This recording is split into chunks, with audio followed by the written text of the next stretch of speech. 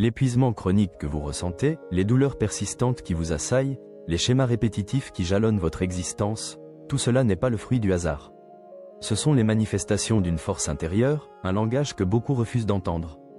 Trop souvent, nous percevons ce qui est enfoui en nous comme une menace obscure, une chambre secrète qu'il vaut mieux ne jamais ouvrir. Pourtant, Carl Jung, dont la sagesse éclaire notre chemin, affirmait le contraire: l'inconscient n'est pas un ennemi à fuir, mais un guide profond dont les messages sont cruciaux. Le refoulement est une porte que nous fermons sur ces messagers intérieurs. Chaque mot non prononcé, chaque émotion insupportable, chaque vérité que l'on craint d'affronter est reléguée dans les profondeurs de l'inconscient. Et là, silencieusement, patiemment, avec une persistance inébranlable, tout cela attend. L'inconscient n'est jamais pressé, car il n'a nulle part où aller. Si vous lui enfermez une porte, il trouvera toujours une fenêtre. La structure de notre monde intérieur, selon Jung, est composée d'une conscience limitée et d'un inconscient vaste et puissant. Plus vous refoulez, plus cet espace souterrain se remplit, jusqu'à ce qu'un jour, inévitablement, il se manifeste. L'inconscient ne s'exprime pas de manière chaotique. Il dispose de canaux précis, de langage symbolique que nous devons apprendre à décrypter. Ignorer ces signaux, c'est se condamner à une vie fragmentée, où la paix intérieure demeure une chimère. Le premier de ces canaux, l'un des plus anciens et des plus fidèles, sont vos rêves. Nous les balayons souvent d'un revers de main comme d'absurdes chimères, des fantasmagories nocturnes. Mais l'inconscient, lui, ne parle pas l'absurdité, il parle le symbolique. Ce que nous percevons comme insensé n'est en réalité qu'un langage que nous n'avons pas encore appris. Les rêves sont des lettres codées, expédiées par votre moi profond. Les émotions réprimées durant le jour deviennent les personnages de vos nuits. La réalité que vous fuyez se transforme en scène. Ce que vous craignez vous poursuit dans le voile de l'obscurité. Les dynamiques relationnelles que vous refusez de reconnaître ressurgissent sous des formes inattendues. Les rêves sont des pièces de théâtre que l'inconscient met en scène, et chaque représentation porte un message vital. Pensez à ces songes récurrents. Fuir sans relâche suggère que vous échappez à quelque chose dans votre vie éveillée qui ne disparaîtra pas de lui-même. La chute des dents, un symbole universel, est souvent liée à une perte de contrôle ou à une anxiété profonde concernant votre image. Tomber sans fin indique peut-être que vous vous accrochez à quelque chose que vous savez devoir lâcher. Être poursuivi par un inconnu révèle une part de vous-même, votre ombre, que vous avez refoulée et que vous refusez d'intégrer. Plus vous ignorez cette ombre, plus elle vous harcèle. Chacun de nous rêve, chaque nuit. Ne pas se souvenir n'est pas une preuve d'absence de rêve, mais plutôt le signe que la porte de la conscience est restée close. Parfois, l'inconscient juge les messages trop intenses pour être affronté à l'état de veille, instaurant un mécanisme de protection. Mais cette défense ne dure pas éternellement. L'inconscient est persévérant. Si un canal est bloqué, il en empruntera un autre. À votre réveil, avant même de saisir votre téléphone, notez ce qui vous vient à l'esprit. Un sentiment, une couleur, un visage, une scène. Avec le temps, une cohérence émergera, un murmure révélateur d'une vérité sur vous-même que nul livre ni personne d'autre ne saurait vous confier. Ce murmure est la première main tendue par votre inconscient. L'apprentissage de ce langage onirique demande du temps, mais la simple reconnaissance de son existence est déjà un pas immense. Pourtant, une vérité fondamentale demeure. Le corps ne ment jamais. L'esprit peut se raconter des histoires, se persuader que tout va bien, que c'est fini, que cela n'a plus d'importance. Il peut même convaincre autrui. Mais le corps, lui, n'est pas dupe. Il enregistre tout. Les mots que vous n'avez pu dire restent coincés dans votre gorge. Le fardeau que vous ne pouvez porter pèse sur vos épaules. La douleur que vous ne pouvez avaler descend dans votre estomac. La colère que vous réprimez s'accumule dans vos muscles. La tristesse que vous refusez d'accueillir alourdit votre poitrine. Ce ne sont pas de simples métaphores, mais des réalités physiologiques. Jung, bien avant les découvertes scientifiques modernes, avait compris cette connexion profonde. Chaque émotion refoulée cherche un exutoire, et le corps est le chemin le plus souvent emprunté. Réfléchissez à ces périodes difficiles de votre vie. Avez-vous été constamment malade? Votre système immunitaire a-t-il flanché? Des douleurs dorsales ou cervicales persistantes? Un estomac noué? Une perte d'appétit ou, au contraire, une compulsion alimentaire? L'épuisement, malgré des heures de sommeil? Vous avez sans doute mis cela sur le compte du « stress ». C'est un terme juste, mais incomplet, car derrière le stress se cache toujours une émotion. Et cette émotion, si elle n'est pas nommée, reconnue et exprimée, ne quittera pas votre corps.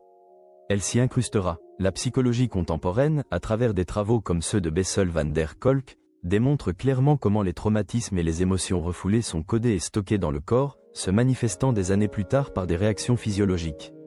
Ce que Jung avait intuité, la science le confirme aujourd'hui page après page. Si une plainte physique récurrente, une douleur lancinante dans la même zone, une tension chronique persiste après que les examens médicaux aient écarté toute cause organique, alors une question s'impose, quelle émotion suis-je en train de refuser de reconnaître? La colère, que nous avons appris à réprimer dès l'enfance, car elle nous faisait nous sentir mauvais. Cette colère ne disparaît pas, elle se loge, soit en tension chronique, soit en explosion inappropriée. La tristesse, que beaucoup, par honte ou par désir de paraître fort, s'interdisent d'exprimer. Les larmes ne sont pas une faiblesse, mais une forme saine de dialogue avec l'inconscient. Leur refoulement alourdit la poitrine, crée une boule dans la gorge, une pression dans la tête. La déception, quand les attentes sont brisées mais que l'on clame « ça va, ce n'est pas grave ». Cette résignation épuise le corps, non pas physiquement, mais émotionnellement. Le corps ne cessera de vous le rappeler tant que vous n'écouterez pas. Il est le messager le plus fidèle de l'inconscient, car on peut oublier un rêve, ignorer un schéma comportemental, mais faire taire son corps est une tâche bien plus ardue. Chaque matin, il se lève avec vous. Chaque nuit, il se couche avec vous. Il ne cesse de vous adresser des messages. Apprenez à les lire, non pas comme des problèmes, mais comme des informations précieuses. La prochaine fois que vous ressentirez quelque chose dans votre corps, avant de chercher un remède immédiat, demandez-vous un instant, que tente de me dire ce sentiment? La réponse ne viendra peut-être pas tout de suite, mais la simple question est le début. L'inconscient attend d'être interrogé, et tôt ou tard, il répondra. Examinez votre existence. Si les mêmes scénarios se répètent inlassablement, si vous rencontrez les mêmes difficultés, les mêmes types de personnes, si vous aboutissez aux mêmes disputes, aux mêmes points de rupture dans des relations différentes, si vous vous dites constamment « cette fois, ce sera différent » pour vous retrouver inévitablement au même point, sachez que cela n'est pas le fruit du hasard. C'est un signe clair de votre inconscient. Il est facile de blâmer le monde extérieur, et il y a souvent des éléments externes à pointer du doigt. Mais la question cruciale est, pourquoi attirez-vous toujours les mêmes personnes? Pourquoi la même dynamique s'installe-t-elle pour s'effondrer au même endroit? Lorsque vous changez de ville, de travail ou de partenaire, pourquoi ce sentiment familier finit-il par ressurgir? Parce que le décor a changé, mais le scénario demeure identique. Et l'auteur de ce scénario ne se trouve pas à l'extérieur, mais à l'intérieur de vous. Jung nommait cela l'ombre. Ces fragments de votre personnalité que vous refusez de voir, d'accepter, de réprimer ou de reconnaître comme vôtres. Depuis l'enfance, chaque émotion que vous avez jugée indue, chaque besoin que vous avez relégué au rang de honteux, chaque impulsion qui vous faisait sentir mauvais, tout cela a été relégué dans cette sphère obscure de votre inconscient. Plus vous l'ignorez, plus l'ombre gagne en puissance. L'énergie dépensée pour la refouler ne disparaît pas, elle change de direction et se manifeste tôt ou tard par des schémas comportementaux dans votre vie. Qui sont les personnes qui vous irritent le plus? Quels traits de caractère vous perturbent profondément? L'arrogance, la paresse, le mépris des règles, le besoin excessif de contrôle? Selon Jung, ces traits qui nous exaspèrent le plus reflètent souvent des aspects de notre propre personnalité que nous réprimons avec le plus d'ardeur. C'est le mécanisme de la projection. Vous percevez chez l'autre ce que vous ne pouvez accepter en vous, et votre réaction est proportionnelle à la profondeur du refoulement. Si quelque chose chez autrui vous dérange au-delà de la mesure, il est probable qu'une part non affrontée de vous-même soit en jeu. Cette idée provoque souvent une réaction défensive. Non, cette personne était vraiment problématique. Et peut-être l'était-elle, mais la question n'est pas de savoir si l'autre était problématique, mais pourquoi vous avez choisi cette personne, pourquoi vous avez créé cette dynamique, pourquoi vous êtes resté dans cette relation. Ces questions sont autant de portes vers l'ombre. Les ouvrir est difficile, car vous n'y trouverez peut-être rien d'agréable. Un besoin inavoué, une peur non reconnue, un schéma que vous refusez de voir. Mais si vous gardez la porte fermée, ces choses ne disparaîtront pas. Elles demeureront dans l'obscurité, et ce qui y est relégué exerce une influence bien plus grande que ce qui est amené à la lumière. À l'inverse, qui sont les personnes qui vous attirent le plus? Quelles qualités vous inspirent profondément? La liberté, le courage, la capacité à poser des limites, l'assurance. Cette attraction est aussi un message. Les qualités que nous admirons chez les autres sont souvent des potentiels inexploités ou non reconnus en nous-mêmes. Ce que vous voyez chez autrui en pensant « comme j'aimerais être ainsi » est en réalité une qualité que vous reconnaissez en vous. Elle existe en vous, mais n'est pas encore intégrée. Vous continuerez de la chercher à l'extérieur tant que vous ne la trouverez pas à l'intérieur. Les schémas répétitifs ne sont donc pas une punition, mais une invitation. C'est le même message que votre inconscient vous envoie encore et encore, sous différents déguisements et à travers différentes personnes. Regarde ici. Change cette fois, remarque cette fois. Et quand le schéma se brise-t-il? Lorsque vous en identifiez la source en vous-même, non pas en changeant l'autre ou les circonstances, mais en affrontant cette part refoulée. C'est un pas essentiel dans le processus d'individuation, reconnaître l'ombre, la regarder, l'intégrer. Il ne s'agit pas de l'approuver, mais de l'accepter et de la transformer. Car l'ombre ne contient pas que de l'obscurité. elle recèle aussi des forces réprimées, des potentiels inexploités et des besoins non exprimés. Lorsque ceux-ci sont intégrés, les schémas de votre vie commencent à se modifier. La même scène ne se répète plus, car le scénario a changé. Et cette fois, c'est vous qui écrivez le scénario. Jung, en tant que psychiatre, s'appuyait sur ses observations. Il a écouté des milliers de personnes, à travers différentes cultures et époques, et a remarqué un phénomène récurrent. Parfois, un événement extérieur coïncidait de manière si significative avec l'état intérieur d'une personne qu'il était impossible de l'attribuer au simple hasard. Il a nommé ce phénomène la synchronicité, des événements qui se produisent sans lien de cause à effet direct, mais qui coïncident de manière significative. Pensez à un exemple concret, vous pensez à une personne, et le téléphone sonne, c'est elle. Vous vous débattez avec une question depuis des années, et un livre sur ce sujet précis apparaît sous vos yeux. Vous sentez votre relation au bord de la rupture, et une opportunité inattendue se présente. Vous êtes à l'aube d'une grande transformation intérieure, et c'est à ce moment précis qu'une personne significative entre dans votre vie. Nous parlons de coïncidence. Mais pour Jung, la synchronicité n'est pas un hasard, c'est un motif significatif dont la source est l'inconscient. Comment l'inconscient influence-t-il le monde extérieur? Jung n'a pas proposé de mécanisme définitif. Il était psychologue, pas physicien. Mais il a observé ceci, lorsque les individus atteignent une certaine maturité intérieure, un certain niveau de conscience, un état de « prêt à être », des événements correspondants commencent à se produire dans le monde extérieur.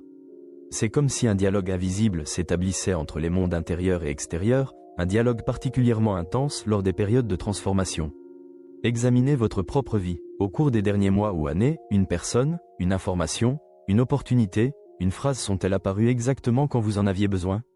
Vous avez peut-être dit, quel merveilleux hasard. Mais demandez-vous, était-ce un hasard avant que vous ne soyez prêt? Ce livre était dans la bibliothèque depuis des années, cette personne vivait dans cette ville depuis longtemps, mais vous ne l'avez vue, vous ne l'avez atteinte, qu'à ce moment précis. Pourquoi? Parce que votre être intérieur était prêt. Votre inconscient était prêt à regarder cette porte précisément à ce moment-là. Un œil préparé voit ce qui a toujours été là, mais qu'il était incapable de percevoir auparavant. Cette perspective modifie radicalement votre vie. Vous commencez à voir les événements non pas comme de simples coïncidences externes, mais comme le reflet de quelque chose qui émane de l'intérieur. Cela ne vous rend pas responsable de tout, ce n'est pas du déterminisme, mais cela vous sort de la posture de l'observateur passif. Vous commencez à considérer les moments significatifs de votre vie avec une attention renouvelée. Et cette attention ouvre le canal le plus subtil, le plus délicat, du dialogue avec votre inconscient. La synchronicité nous enseigne également que l'inconscient ne se limite pas à l'individu. Sous l'inconscient personnel, selon Jung, se trouve l'inconscient collectif, un héritage symbolique partagé par toute l'humanité. Cette couche collective transcende les frontières individuelles. C'est pourquoi vous ressentez parfois un profond sentiment de familiarité en rencontrant un parfait inconnu. C'est pourquoi des symboles à travers les cultures et les siècles se ressemblent. C'est pourquoi une image mythologique, que vous n'avez jamais lue, apparaît parfois dans un rêve. Ce ne sont pas des coïncidences, ce sont les façons dont l'inconscient collectif vous salue. Rêve, corps, schémas comportementaux et moments significatifs. Nous avons exploré chacun de ces aspects. Peut-être une clarté nouvelle commence-t-elle à émerger en vous. L'un de ces canaux vous a-t-il semblé plus familier? Avez-vous trouvé un écho en vous-même dans tous ces aspects?